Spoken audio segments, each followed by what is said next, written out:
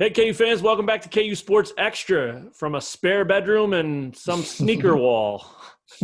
Not nearly as cool as Gallagher-Iba Arena or Allen Fieldhouse or No. anywhere else for that matter, but we are here. This is hmm two in a row. They call that a streak. So I think we're back. That's Benton Smith over there, wherever you're looking at him, up, left, right, down. Yeah, I thought about trying to find a way to like duct tape my laptop to the ceiling just so we could really follow through with that view that we get from those Gallagher-Iba games. Whereas for some reason the camera is just hanging from the ceiling of the arena. Okay, It's so I honestly don't mind it that much because you can really see the spacing and like what's yeah. going on. Well, and you've So also covered a game there. We yeah. sit pretty high up there Oh yeah. in person too, and Yep. I'd much rather be there in person, but there's this thing called the pandemic, I hear, and so we're still trying to figure our way through all that. So better safe than sorry, as the kids say. Sorry though, we're the Kansas Jayhawks tonight. Furious comeback, put them in position to win a game they had no business winning, and then they Yeah. falter down the stretch and walk away with the loss. And all of a sudden the loss kind of hurt instead of just being what they deserve. So a very, very weird and wild night in Stillwater. KU loses 75-70 at Oklahoma State. And, you know, your first thoughts on this one, Benton? I mean, I think for 30 minutes, the game was very Oklahoma State slanted and very Mhm. unimpressive for KU. And then there was a little bit of life, a little bit of spark. And it's hard not to focus on that, but it's also hard to overlook the first 30. Yeah, I mean, Oklahoma State really, I thought the first half, and you mentioned the fast break points earlier. I mean, it was just like bad passes and bad shots for KU, just setting up everything for Oklahoma Yes. State. And boy, they love to run. And I mean, every opportunity they got, they were off the other direction. Lightning. Yeah, and I mean, it helps. I think it really helped when Cade Cunningham really kind of got going offensively. Because, I mean, that's got to give you so much confidence when you're a team like Oklahoma State. And you're like, oh yeah, we have one of the best players in America on our side, Right, and right. he's cooking right now, and we're playing with energy. This is going to be a fun night. And to KU's credit, somehow they came back and took the lead in the second half. I didn't think that was possible. But No, a that 21-2 run. I mean, they're yeah. down 16 with 9 minutes and change left, and it not only does it look over on the scoreboard, but just the way they were playing, they just Yeah. had nothing. And again, like Self said after the game, I think he said in the first half, Kansas's offense was their best offense because they kept Mhm. throwing it to them, like you said. So yeah, no reason whatsoever to believe that KU had that kind of run in them. And so I guess that's kind of the thing I'm wondering most about this. I know the fans are frustrated by a loss.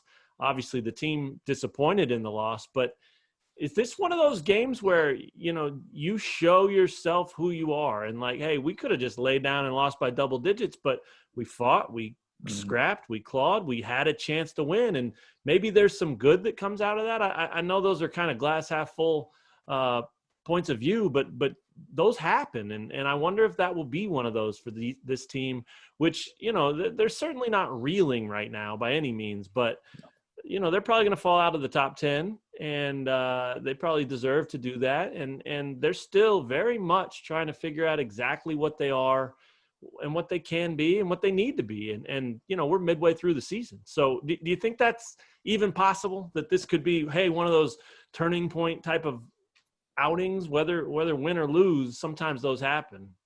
Yeah, I mean that's definitely possible. To me, the biggest thing is that they actually did kind of find a way to scrap and get back, because it easily could have been a 15-point loss or even worse than that. Right.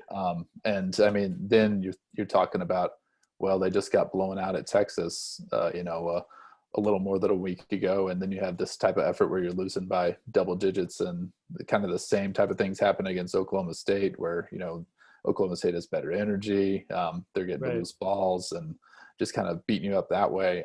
If that had happened again, I think that would have been really kind of troubling for their season trajectory. I think it's promising that they were able to kind of put together a rally, even though they faltered, after they took that lead late. I mean, to me, losing this way is, if you're going to put it that way, is actually better than, losing by double digits or getting blown out. Yeah, great point. And I think what's also kind of a concern is that, this was really a 2.5 man effort. I mean, David Yeah. McCormick was a monster.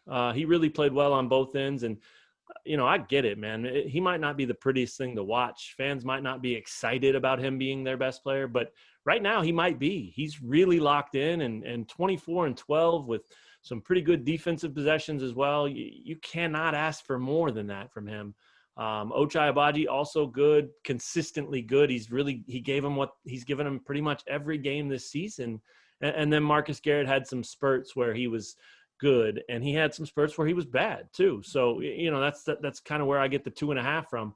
What I think is both concerning, but also maybe a little bit comforting, is that Christian Brown and Jalen Wilson have not done a whole lot the last couple of games. And, tonight KU shoots 5 of 21 from 3-point range. And, those guys are still struggling to find their shot right now for a couple of games in a row. And so maybe it's just one of those things. Maybe the slump is here, and they're going to both kind of get through it. And then if they come out playing like they're capable of playing, maybe Kansas is in much better shape. But as Self said, there's less than zero margin for error now if they want to stay in this Big 12 race. And I know they're only 6 games in, but I thought that was pretty telling for him to go out and say that. I mean, this is a guy that realizes that Baylor and Texas are in his conference.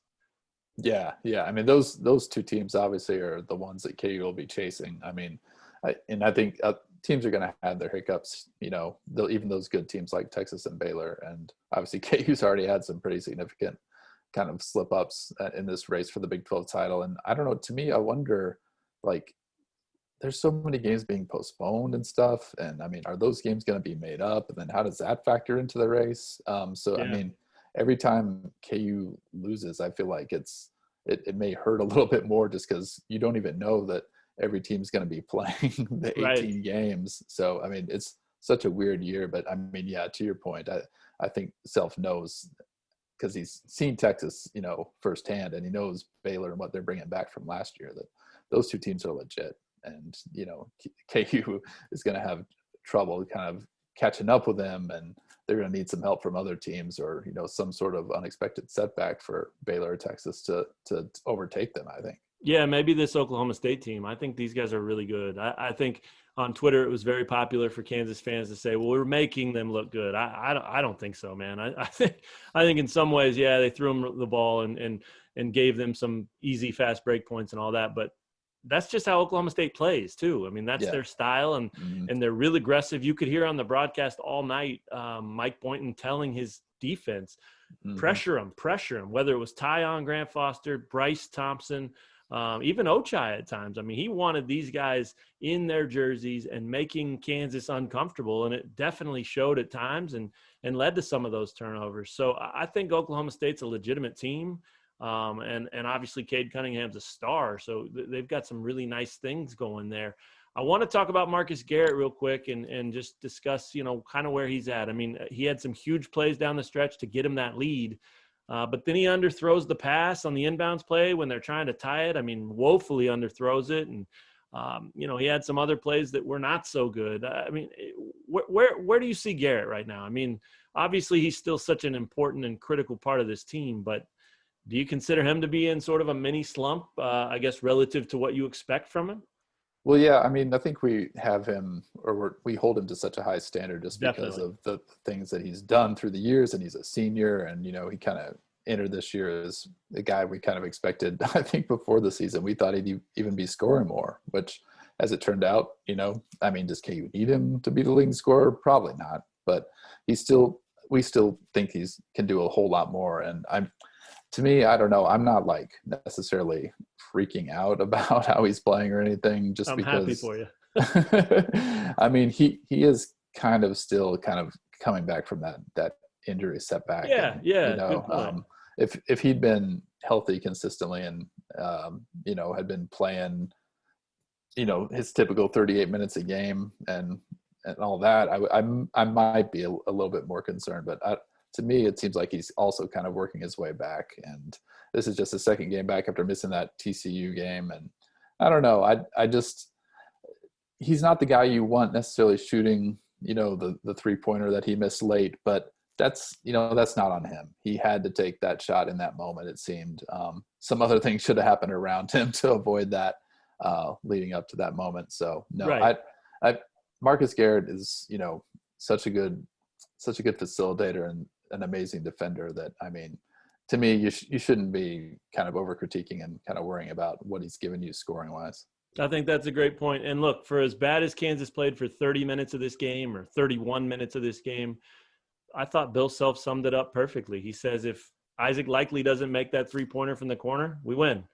And it was a game that he was openly admitting they had no business winning. And if that guy misses that shot, which was a shot Kansas wanted him to take, Self said they were really pleased with the way they executed that defensive possession, that kept the ball where they wanted it. And the guy stepped up and made a shot. And if he misses it, Kansas walks out of there with a win that people are talking about for a long time and probably feels pretty good about it. So I think it'll be interesting from this point on to see just how much they can pull that out of this one and grab on to what they feel good about and just discard the stuff they don't feel good about. I mean, this team is definitely finding out that they've got to get more energy somewhere. Self in the postgame talked over and over and over about being tougher. I think that's mentally tougher as much as anything. And that he keeps saying that's on him. He's got to find a way to bring that out in them. They've got to find ways to get energy. I think they need some on-court leadership and fire. And I think that'll be the thing that determines just how far they can go and what kind of team they become. Do you see that coming from anywhere in particular? Because they are, I think Self called them tonight, a fairly experienced team. Not incredibly experienced, but he was disappointed that they played that last minute so poorly because of the experience they have. But where do you think that energy and just juice can come from on a team that desperately needs it right now on a consistent basis? Yeah, I mean, just watching this team this season, to me, that guy is probably Jalen Wilson. So maybe the fact that he's kind of in this little funk the past couple of games has something to do with that. Because, I mean, he's the guy that, gives you energy everywhere he plays generally. And, he's tough and he doesn't seem to have an issue with being vocal. Some other guys, Marcus Garrett is pretty reserved. David McCormick is a really nice guy. I don't know that he's necessarily ever been a leader for this team.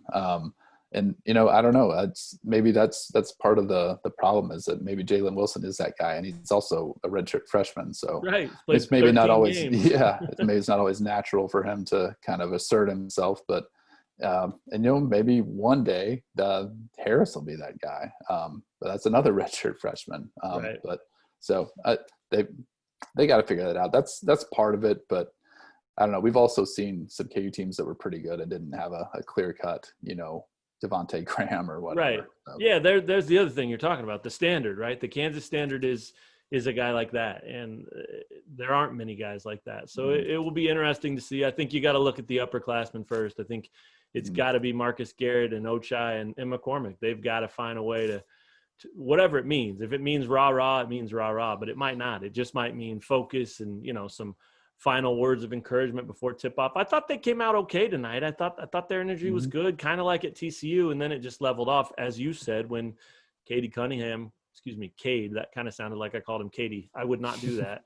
But when Cade Cunningham got going, then everything kind of turned from there, and it coincided with Ochai getting his second foul and coming out of the game, and I thought he played a great first half and did a fairly good job on Cunningham. So just one of those nights. I think it was a tough game, and I'm sure they'll feel this one the rest of the week, and I'm sure Iowa State will feel it on Saturday too. Any final thoughts? Yeah, I was just kind of looking ahead on the schedule and just remembering that trip to Baylor is right around the corner. So, less than a week. Yeah. So you got a get right game against Iowa State, and then you got one of the biggest games on the schedule coming up right after it. And isn't it wild that if they could find a way to go down there and win that game, which they will be an underdog, and not many people will expect them to do that, which I think plays into this team's favor. I mean, I think Kansas over the last few years has really liked it when people count them out and vote against them. And so maybe that'll work, in terms of getting their energy up and sparking them a little bit. But if they can find a way, again, they will be, not heavy underdogs, but they will be underdogs. if they can find a way to go down there and win that one, then it changes everything from that point moving forward. So certainly a long way to go, but I think, Benton, your point about COVID is very good, man. I mean, this is not a guaranteed 18-game season. Did West Virginia tonight just have 3 games postponed? Is that what I heard? Yeah, I think that's right. I mean, it was something crazy over the past couple of days. They went ahead and got rid of 2 more games that were coming up on the schedule. So, yeah. Incredible. Yeah, well, Kansas has been lucky in that department so far, but unlucky tonight in Stillwater, Oklahoma, where Oklahoma State finds a way again to send Kansas home a loser. Oklahoma State now has 9 wins against Kansas since 2008. That is by far the most of any program in the country. And it's not all Mike Boynton, but boy, he has them back. I mean, he has them playing well, and he's recruiting well. And my God, anytime you can get a guy like Cade Cunningham to come to your place, yeah, his brother's on the staff, but doesn't matter, man. He still got him there. And that dude is talented. That's what you wrote about in your column. So everybody go read that at KUsports.com. And we'll talk to you guys again next time after Saturday against Iowa State at Allen Fieldhouse, 1 o'clock in the Fieldhouse. Tonight, Kansas falls 75-70 at Oklahoma State. For Benton Smith, I'm Matt Tate. Thanks for checking out KU Sports Extra. We'll talk to you guys again real soon.